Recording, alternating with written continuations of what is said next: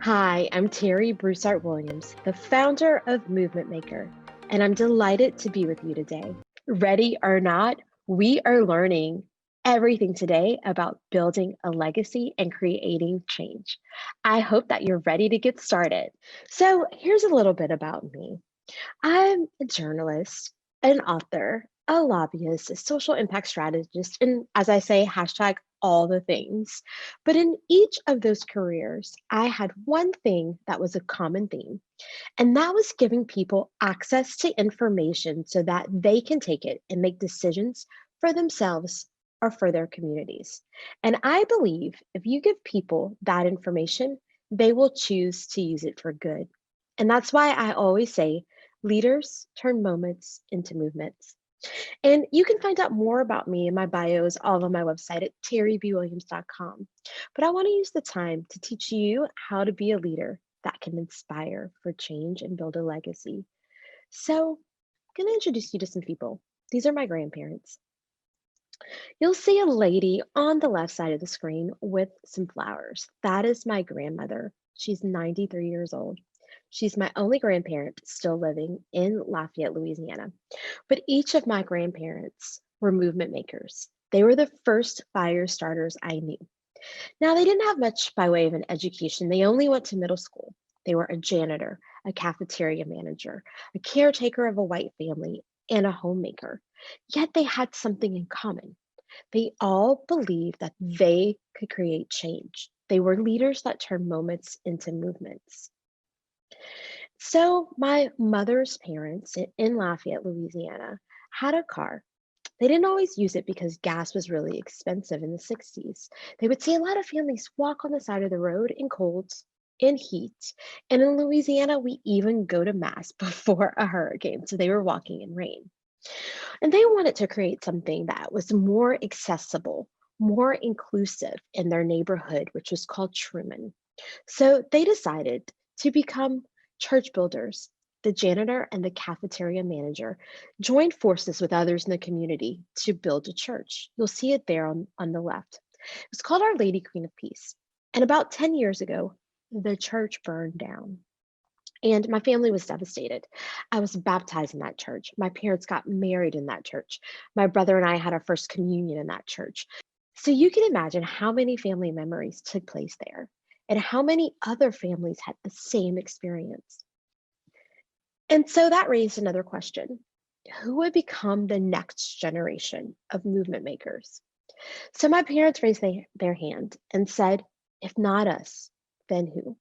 They stepped up and became the next generation of church builders. And so you see on the right, Our Lady Queen of Peace Catholic Church as it stands today. It's now 10 years, that building. But my mother, she was an organizer. She made sure that everything stayed on track. My father helped raise money in the church. He helped ensure the budget was on point. He helped ensure that everything was taken care of.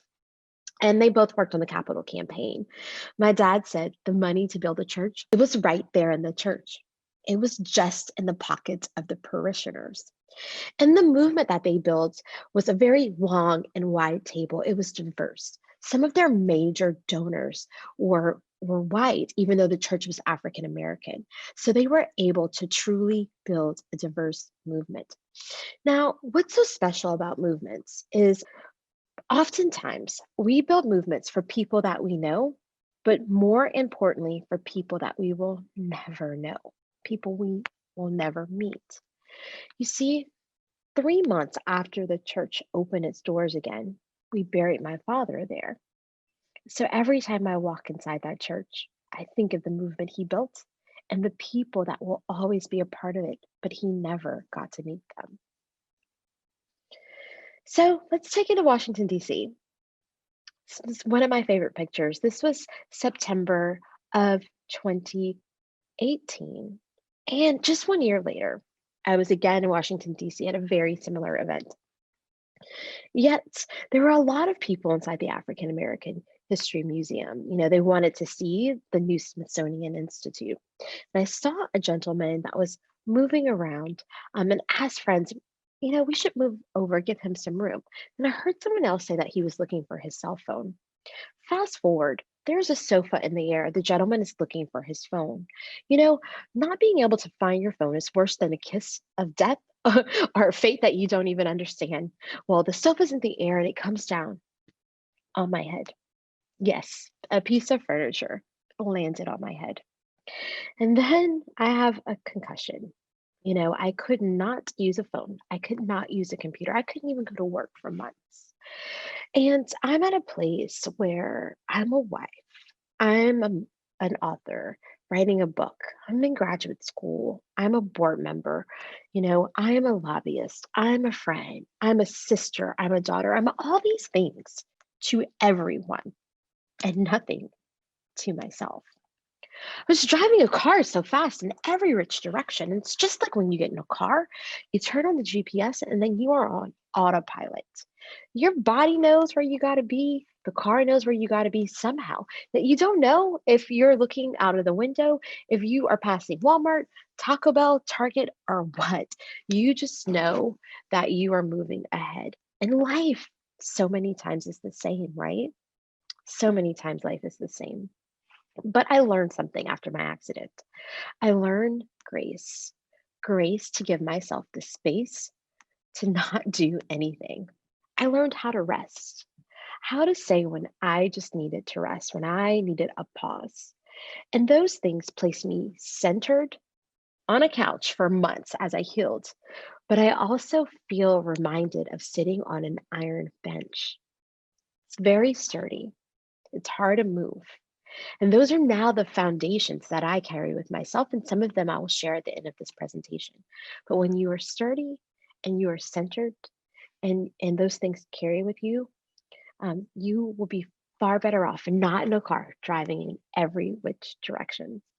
And so I say, if you give people light, they will find a way. And I hope that we can do that today because you are a leader that can turn any moment into a movement.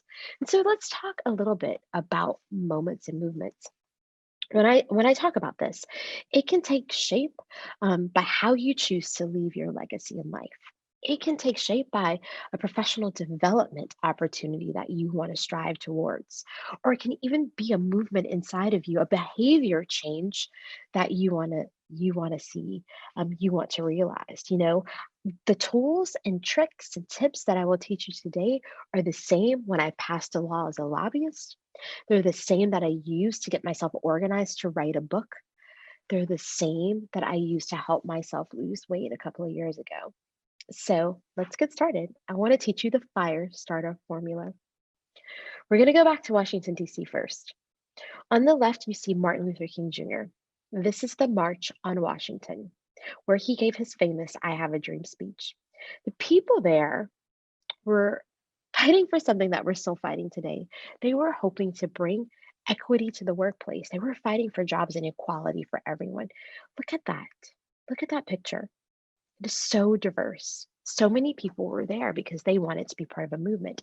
MLK was that leader that was inspiring them to create change. He was giving them a charge. He was telling them that he had a dream and they could join in. And he laid out, if you read that speech, he lays out exactly what is needed to realize that dream. That was August of 1963. Now let's go to March of 2017. This is a picture of students who said, enough is enough. If adults can only send thoughts and prayers to us after we are grieving the loss of our high school friends, our friends who will never see high school graduation, they will never see prom, they will never get married.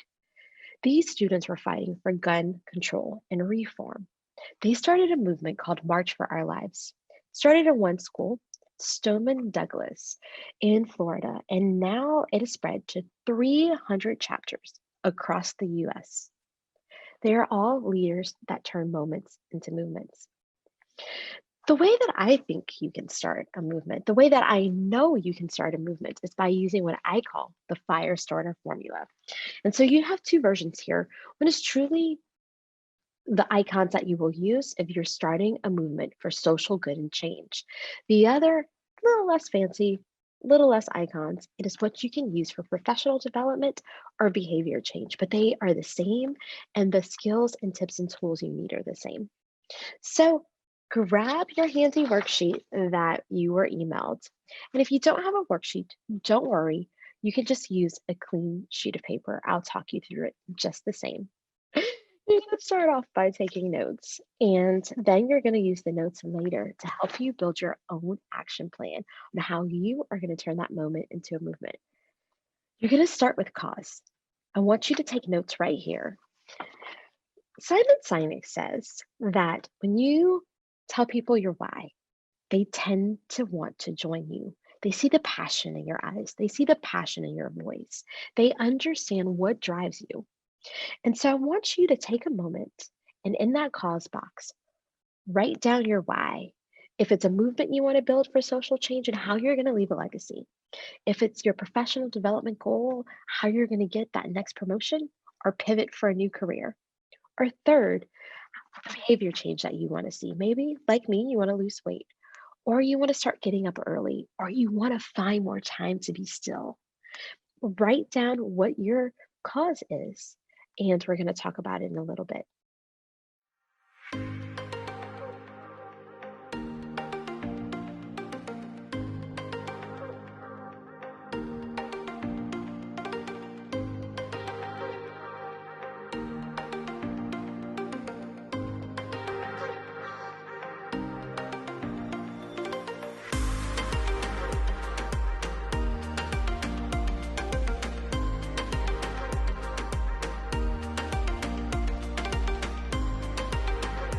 All right, welcome back. So you have thought about your cause, that big goal that you want to move forward. So next up is collective. You want to really focus on the people that will be at the table with you as you're moving this forward. If you're working on a behavior change, they might be your advisory board, the people that will hold you accountable, the people that will call you out when you're not being honest with yourself. If you're building a social movement for good, then you really want that table to be long and wide and diverse. You want people that might not think the same as you or might think more naturally than you.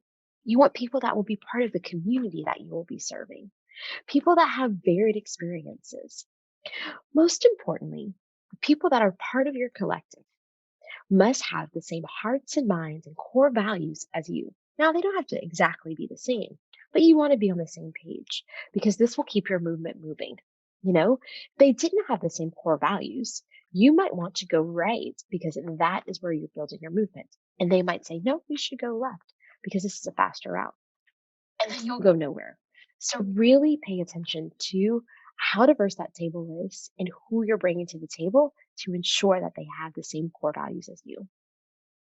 I'm going to give you a moment to write down some names of people who could be cultural ambassadors for your movement, a part of your personal advisory board, or people who might share a different perspective than you so that you can have a collective that is very diverse and inclusive.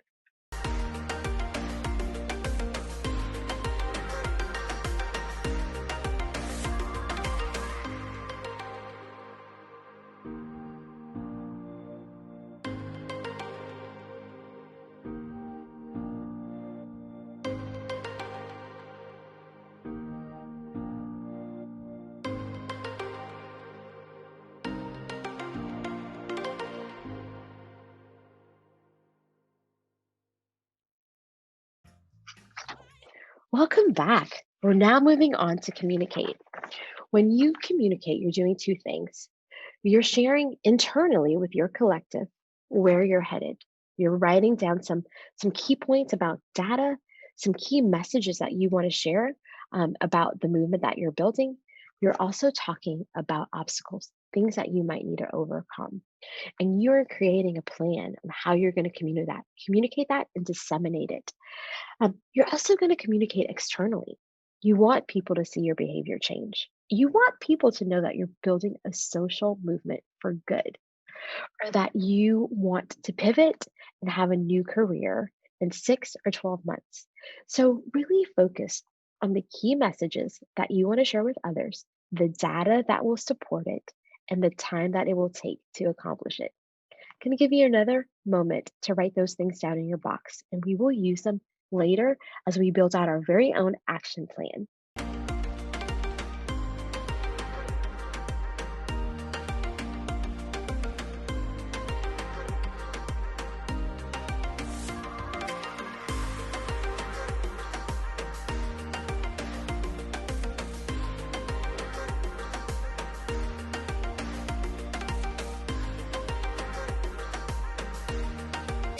All right, I see your papers are coming together. The last part is change. This is where you're going to get your hands dirty. You're really going to do the work. You're going to get out in the community if you're working on a social movement for good. If you are working on a career pivot or a personal development goal, this is where you might have a lot of coffee chats, a lot of lunch meetings to let people know what you're doing. Or you might have your head down at home, just creating, a journal documenting what you want to do. If you're creating behavior change, working on that inner movement for yourself, this is where you're going to really do work. If you're thinking about losing weight, you're going to hit the gym. If you want to create, a healthier menu at home, you're going to start cooking differently. So change is where you do the work. It often requires blood, sweat, and tears. And those are the things that remind us of our why and our passion. And those are the things that are going to keep us going as we're building this movement as a leader. So again, I'm going to give you some time so you can write down the change that you want to see.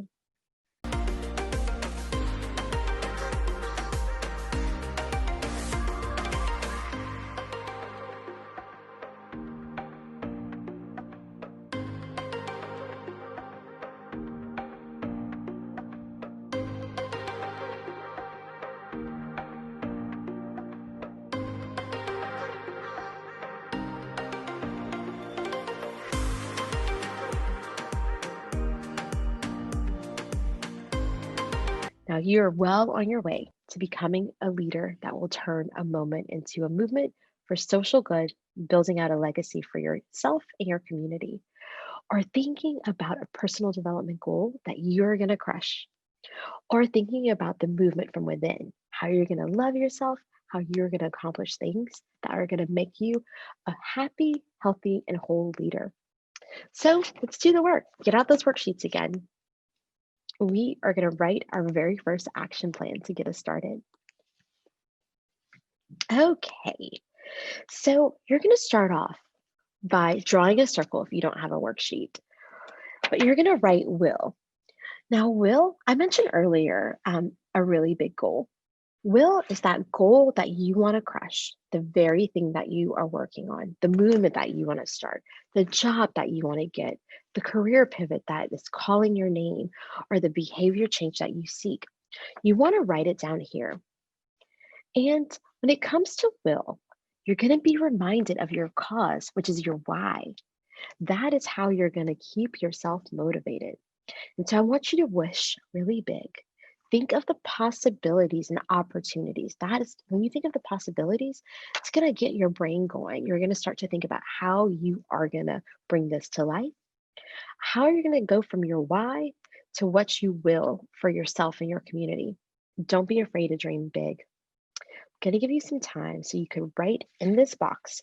And again, don't be shy about flipping over to your cause, to being reminded of your why so that you can incorporate it in what you will for yourself, your career, or your community. Here's a little music to get you going.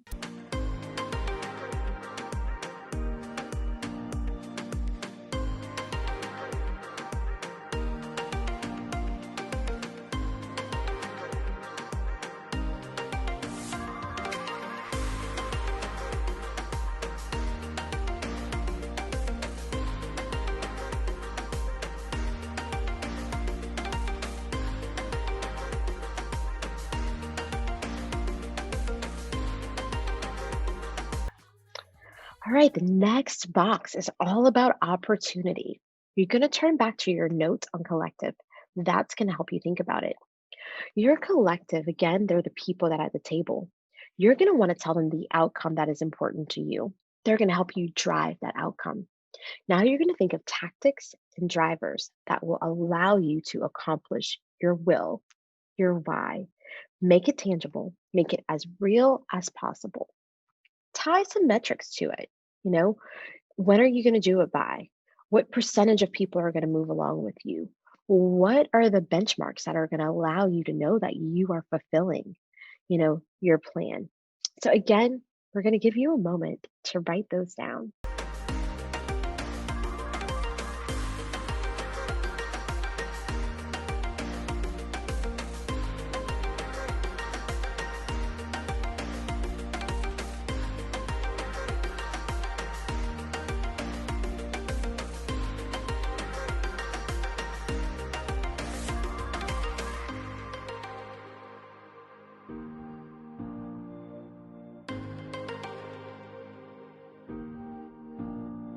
So we're moving on to the next part. You're going to use your notes from Communicate as you begin to think about obstacles. Now, why are we connecting those two? A lot of times when we don't talk about obstacles, because we want to keep everything pretty. We don't want people to know that we have issues. It's not just really the way to build a movement. You want people to help you, to go along on that journey with you. When you think about obstacles, you're communicating. You're starting to think about how you will overcome them. People will hear you. They will be reminded of your why. They're going to help you. That way, you will never hit the snags. Or if you hit the snags, you'll be able to hurdle over them really quickly. I also want you to think about dream killers. What is something that will happen that would just put out your fire, that would not allow you to move forward? Think about those because when you again communicate those with others, you're more likely to avoid them. Also, think about the deal breakers. The deal breakers are the things that would just stop your movement. If you're working on a social movement for good, a deal breaker would be having a partner at the table that wanted to do the opposite of what you were doing or losing your funding. The things that would really hold you back from accomplishing your goal. That is a deal breaker. So take a moment, write down your obstacles, your dream killers, and your deal breakers, and think about how you're going to communicate them to your collective so that they can help you, but also how you're going to communicate them externally. So the larger community, they can see that you're authentic and that you're sincere in moving your movement. Okay, you'll have a couple of minutes to do this.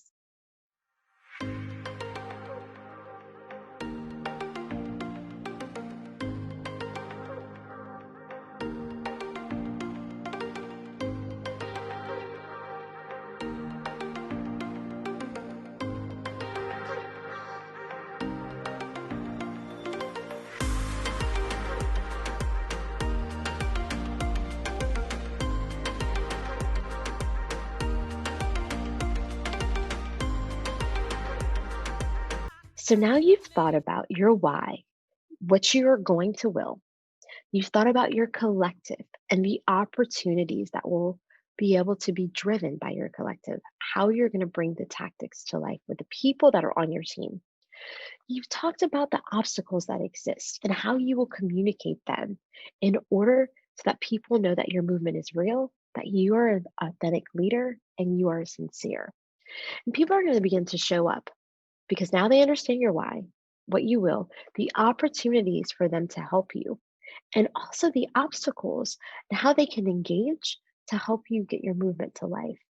So you're ready to write a plan to create the change that you want to see to bring this to life. Now, here on the worksheet, there are 4 lines. You are going to write a plan that is tied to your purpose. We're going to return to that why and that big will, and we're going to ensure that all of the steps that we write are going to be the first things that are needed to start the movement. I ask you to think of 4 so that you can be confident that you are the leader that can turn the moment into the movement. It'll also help you to see the steps that are needed to begin. We always say, how do you take the first bite of the elephant? Well, you got to take the first bite. So it's the same concept. You're going to plan, you're going to again think of that first step, and you're going to bring the work to life. Now, again, don't forget your why along the way. That is going to help fuel your fire and help you get started.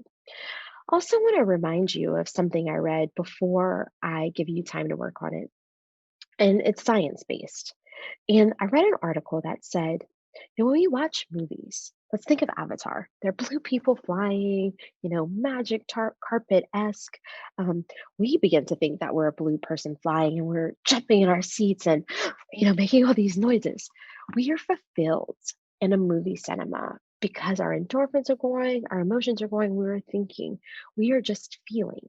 So sometimes when we are at a table brainstorming, we get so caught up in the thinking and the feeling and the emotion that our movements fall flat. You know, we just fall flat because we have gotten enough out of it to make us feel good. Have you ever heard a keynote speaker that is funny and you laugh and you're like, oh my God, that was awesome? And you get home and you never do anything that they said.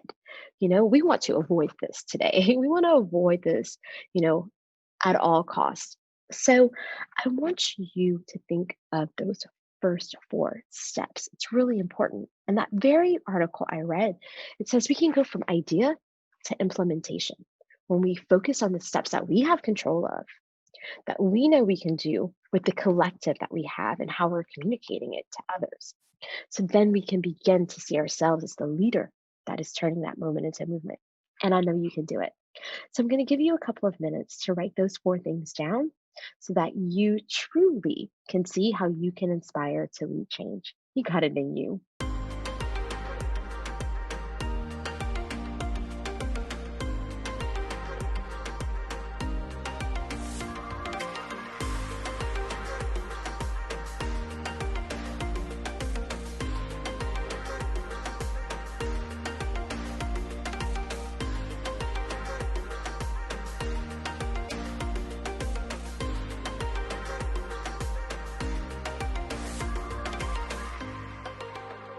Welcome back. I want to say, whoop, there it is. You have thought about what you will make happen in your community. You've thought about the opportunities that exist, the obstacles that you will hurdle over because there's always a way, and the purpose that you're going to bring to the community, the four steps, the fire starter formula. So, whoop, there it is. Now, let's really look at the fire starter formula. I want to show you how this is so easy for you to use all the time. Your cause, again, it's your will. We have really understood that.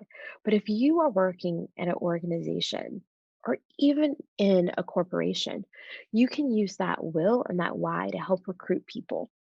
Now, if you are working on something tied to your professional development or a behavior change, this is what's going to rouse you. It's going to get you excited about the possibility, but it's going to allow you to see how you can really make it happen. The collective, again, these are the people that are your advisory board, the people that are going to help you get the movement moving. You will look at the opportunities to engage them. If you, again, are at a membership organization or you work with volunteers or you're in a corporation, this is how you're going to retain leaders, how you're going to keep people as part of the movement or at the table. Because people want to be helpful. When you give them a task, they want to accomplish it. So give them opportunity so that you can retain them. If you are working on a behavior change or professional development, you're going to focus on relationships through this. You might ask someone for coffee or lunch so that you could tell them about the pivot you want to make. If you're working on a behavior change, you might find your coach at this point. You might find someone that's going to help you create healthy meals or someone that's going to help you hold yourself accountable. When you communicate, you are overcoming obstacles. If you're in a membership organization, a corporation, or you're overseeing a volunteer group, again, you're going to retain the people that are along the ride with you. They're going to start to see how they can help you overcome obstacles.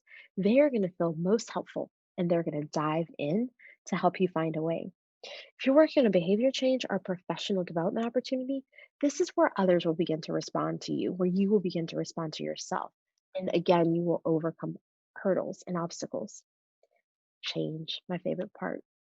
It's so tied to our purpose, so tied to our why, that when we talk about these things, no matter the circle, when we're building a movement, again, we're retaining people because they're reminded why they're right there with you at the table. And if you're working on a behavior change or you're working on professional goals, you're going to begin to realize those goals and you're going to keep going. You know, I'll never forget when I was losing weight, when I would drop another dress size, I would work out harder. I'd be more intentional about what I was eating because I was feeling fulfilled, and it was the movement inside of me that kept me going. So, this is why I say the fire starter formula will work for you no matter the movement you're building. So, there are four things that I want you to pack with you always. And I mentioned them at the top. These are the things I learned when I was on that couch, on that iron bench. And they are the foundation that I sit on today. The first is faith. Now, I know I talked a whole lot about religion, talked a whole lot about churches, but this is not what I'm talking about here. I'm talking about knowing that there's something bigger than us that's inside of us and in our communities. And that is our why. That is why we're focused on this work. Fortitude. There's always a way. There might be obstacles, but when we lean into our collective, when we communicate obstacles, there will be people that will be along the side of us because there's always, always a way. Failing forward. When we fail forward, we think of everything from a place of generation, innovation. We should hold fail fests all the time so that we celebrate when we make ideas better after a failure, because more often than not, we do make them better and they're stronger. Last, forgiveness. Forgive yourself if you can't send another email tonight. Forgive yourself if you're running late because you are living out your passions out loud. Forgive others if they make a mistake as they are learning and doing the work. When we forgive, we actually pay it forward, and life doubles down on us in a way that we only recognize later. I promise that to you. So I hope that you will grab a copy of my book, Find Your Fire, and that you will learn more about the fire starter formula. And you visit my website, Terri B. Williams, so you can learn more about these types of things, mindful marks that you can wear along your journey that will remind you of all the steps to the fire starter formula and how you could double down on yourself and your community. I also want to invite you to join me at Terri B. Williams on Instagram and Twitter. Let's have a tweet party. Let's have an Instagram party. Share with me what you've learned about today. I scan from time to time and send goodies to people in the community that are fire starters, that are movement makers. So I want to learn what you are taking away from today. So tweet me or post on Instagram, and you might get a goodie in the mail from me, snail mail style. But also visit Terri B. Williams for Movement Maker Maps for more stories, skills, and tools that you can use to be a leader that will turn a moment into a movement.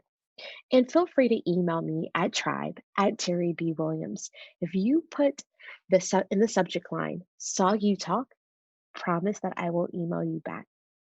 So I want to wish you well. I want to remind you that you are a fire starter. You see things that others ignore and you take action to bring good into this world.